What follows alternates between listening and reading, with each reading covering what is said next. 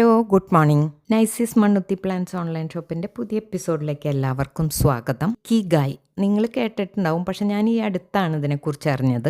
ഞാൻ എൻ്റെ തന്നെ തോട്ടത്തിലാണ് ഇപ്പോൾ ഇരിക്കുന്നത്, നിങ്ങൾക്ക് മനസ്സിലായിട്ടുണ്ടാവും. പക്ഷെ പുതിയ ചെടികളെയും ഒക്കെ കാണാൻ ആഗ്രഹിക്കുന്നവർക്ക് ഇന്ത്യയിലെ തന്നെ മറ്റൊരു സംസ്ഥാനത്ത് മറ്റൊരു ഭൂവിഭാഗങ്ങളും അവിടുത്തെ ചെടികളെയും പൂക്കളെയും ഒക്കെ കണ്ടുകൊണ്ട് നമുക്ക് ഈ വിഷയം ചർച്ച ചെയ്യാം. ഇക്കിഗായ്. അപ്പോൾ അത് എൻ്റെ ബിസിനസ് ഞാനിപ്പോൾ ചെയ്തുകൊണ്ടിരിക്കുന്ന കാര്യങ്ങളുമായിട്ട് കണക്ട് ചെയ്ത് അതെന്നിലുണ്ടാക്കിയിട്ടുള്ള ചില ഇമ്പാക്റ്റുകളും ആണ് വിശദീകരിക്കാൻ ഉദ്ദേശിക്കുന്നത്. എന്നെപ്പോലെ ചെറിയ രീതിയിലെങ്കിലും പാഷനേറ്റ് ആയിട്ടുള്ള എന്തെങ്കിലും ഒരു മണി മേക്കിംഗ് കൂടി ആക്കിയെടുക്കാൻ താല്പര്യപ്പെടുന്നവർക്ക് തീർച്ചയായിട്ടും ഉപകാരപ്പെടും.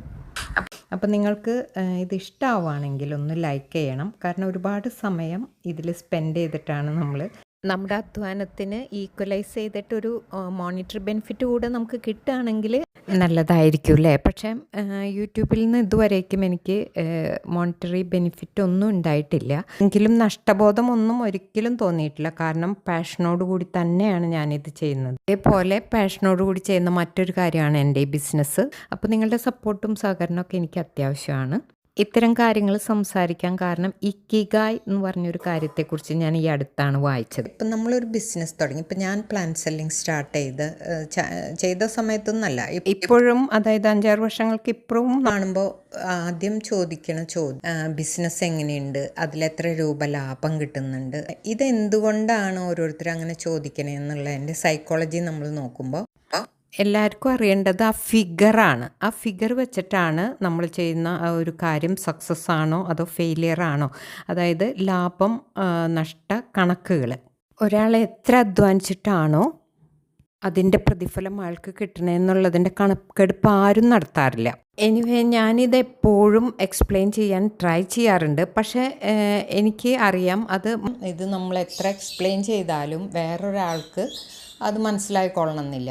ഒരു ആൾ എടുക്കുന്ന എഫർട്ട് എത്രയാണെന്ന് ആ എടുക്കുന്ന ആൾക്ക് തന്നെയായിരിക്കും ബോധ്യം ഉണ്ടാവുക. എന്തടിസ്ഥാനത്തിലാണ് നമ്മൾ ഈ ലാഭം കണക്കാക്കേണ്ടത്? നമ്മളെടുക്കുന്ന അധ്വാനം, അല്ലെങ്കിൽ നമ്മൾ എടുക്കുന്ന പല കാര്യങ്ങളുമുണ്ട്. നമ്മളുടെ അറിവ്, അല്ലെങ്കിൽ നമ്മളുടെ പെരുമാറ്റം, ഇതൊക്കെ നമ്മൾ സെൽ ചെയ്തിട്ടാണ് ഒരു ബിസിനസ് സക്സസ്സിലെത്തുന്നത്.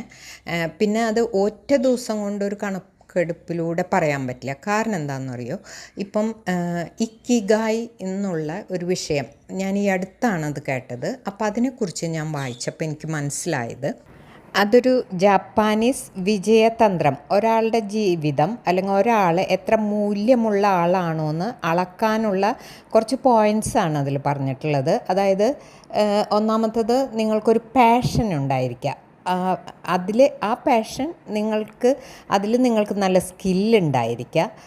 മൂന്നാമത്, അത് ലോകത്തിന് ആവശ്യമുള്ളൊരു സ്കില്ലായിരിക്കാം. അതായത് ഇപ്പോൾ നിങ്ങളൊരു ബിസിനസ് ചെയ്യുന്നു എന്ന് വിചാരിക്കും, നിങ്ങൾക്ക് ബിസിനസ് ചെയ്യാൻ നല്ല സ്കില്ലുണ്ട്, അത് നിങ്ങളുടെ പാഷനും കൂടിയാണ്.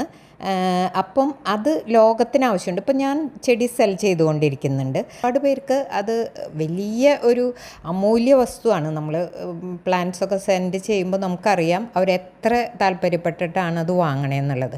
ഇനി അത് ചെയ്യുന്നതിലൂടെ നിങ്ങൾക്കൊരു ഏണിങ്സും വരുന്നുണ്ട് എന്ന് വിചാരിക്കുക. അങ്ങനെയുള്ള ഒരാളാണ് ഏറ്റവും മൂല്യമുള്ള ആളായിട്ട് കണക്കാക്കപ്പെടുന്നത് എന്നാണ് ജപ്പാനീസ് ഇതനുസരിച്ച് അവർ പറയണത്. അപ്പോൾ അതിൻ്റെ പ്രധാന കാരണം എന്താ വെച്ചാൽ, ഇത്രയും ഉള്ള ഒരു മനുഷ്യൻ എപ്പോഴും തൃപ്തനായിരിക്കും, അയാളുടെ ആരോഗ്യം നല്ലതായിരിക്കും. കാരണം അയാളുടെ പാഷനാണ് പ്രാക്ടീസ് ചെയ്യണത്, അതിലയാൾ സ്കിൽഡാണ്. അതുപോലെ തന്നെ ഇത് ലോകത്തിന് ആവശ്യമുണ്ട്. രണ്ടാമത്, അയാൾക്ക് ഉപജീവനത്തിന് എന്തെങ്കിലും അതിൽ നിന്ന് കിട്ടുന്നുണ്ട്. അപ്പം ഇത്രയും കാര്യങ്ങളാണ് ഒരു ജീവിതം അല്ലെങ്കിൽ ഒരു ഇത്.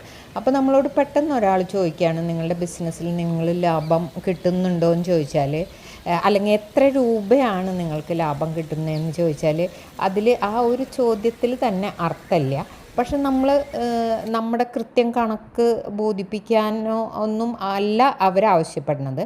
അവർക്ക് പൊതു സമൂഹത്തിന് എപ്പോഴും ഒരു കമ്പാരിസൺ സ്വഭാവമുണ്ട്. ചിലപ്പോൾ അവർ ജോലി ചെയ്ത് അതായത് കൃത്യമായ ജോലിക്ക് പോയി അവിടെ നിന്ന് കിട്ടുന്ന ശമ്പളത്തിൽ ജീവിക്കുന്ന ആളായിരിക്കാം. അപ്പോൾ അയാൾ ചിലപ്പോൾ നിങ്ങളുമായിട്ട് കമ്പാരിസൺ ചെയ്യുന്നതായിരിക്കും. ബിസിനസ് ചെയ്യുന്നതാണോ നല്ലത് അതോ ജോലി ചെയ്യുന്നതാണോ നല്ലത്? പക്ഷേ അപ്പോഴും ഞാൻ പറയാം, ചില ആൾക്കാർക്ക് ജോലി ചെയ്യുന്നതായിരിക്കും നല്ലത്. അതേസമയം ചിലർക്ക് ബിസിനസ്സിലായിരിക്കും സ്കില്ല്. കാരണം ഈ സ്കില്ലും പാഷനും അത് ലോകത്തിനാവശ്യമുള്ളതും, അതിപ്പോൾ ഏത് ജോലി ചെയ്താലും ലോകത്തിനാവശ്യമുള്ള കാര്യം തന്നെയാണ്. പക്ഷേ നമുക്കതിൽ സ്കില്ല്, നമ്മുടെ പാഷൻ, നമുക്കതിൽ നിന്ന് മണി കിട്ടാം. അപ്പോൾ ഈ ജോലി ചെയ്താലും ബിസിനസ് ചെയ്താലും രണ്ടു പേർക്കും മണിയും കിട്ടും. അത് ലോകത്തിനാവശ്യമുള്ള കാര്യം തന്നെയാണ്. പക്ഷെ രണ്ട് കാര്യം കൂടുതലായിട്ട് ഈ ഇക്കിഗായിൽ പ്രതിപാദിക്കുന്നത്, നമുക്കത് പാഷനാണോ, നമുക്ക് അതിന് സ്കില്ലുണ്ടോ. ഞാൻ ഒരിക്കലും, ഇപ്പോൾ ഇത് 6ാം വർഷമാണ്, ഒരിക്കലും ഇതിലെത്ര ലാഭമുണ്ട് എന്നുള്ളത് കണക്ക് കൂട്ടി ഞാൻ നോക്കിയിട്ടില്ല. അത് വെച്ചിട്ട് നഷ്ടം വന്നിട്ട് നമുക്കിത് ഒരു ബിസിനസ്സും അല്ലെങ്കിൽ ഒരു ജോലിയും നമുക്ക് കണ്ടിന്യൂ ചെയ്യാൻ പറ്റില്ല. നമ്മുടെ ബിസിനസ്സിൻ്റെ പ്രൊമോഷന് വേണ്ടി തന്നെയാണ് യൂട്യൂബ് ചാനൽ തുടങ്ങിയത്. ബിസിനസ്സിന് അത് വളരെ ഉപകാരപ്പെട്ടിട്ടുണ്ട്. നമ്മൾ എത്രയോ ടൈം എടുത്തിട്ടാണ് ഓരോ വീഡിയോസും, അത് ഷൂട്ടിങ്, എഡിറ്റിങ്, സ്ക്രിപ്റ്റിങ് എല്ലാം നമ്മൾ തന്നെ ചെയ്യുന്നുണ്ട്. പക്ഷേ എനിക്കതിന് മടുപ്പൊന്നും തോന്നിയിട്ടില്ല. ഞാൻ ഇപ്പോൾ അതിൽ നിന്ന് ഏൺ ചെയ്തില്ലെങ്കിലും ഞാനത് ചെയ്തുകൊണ്ടിരിക്കും. പക്ഷേ നിങ്ങളുടെ ഭാഗത്തുനിന്നും ഒരു കോപ്പറേഷൻ ഉണ്ട് എന്നറിയുമ്പോൾ അതൊരു വലിയ ആശ്വാസമാണ്. അപ്പം മറ്റൊരു വീഡിയോയുമായി വീണ്ടും കാണാം. നന്ദി, നമസ്കാരം, താങ്ക് യു.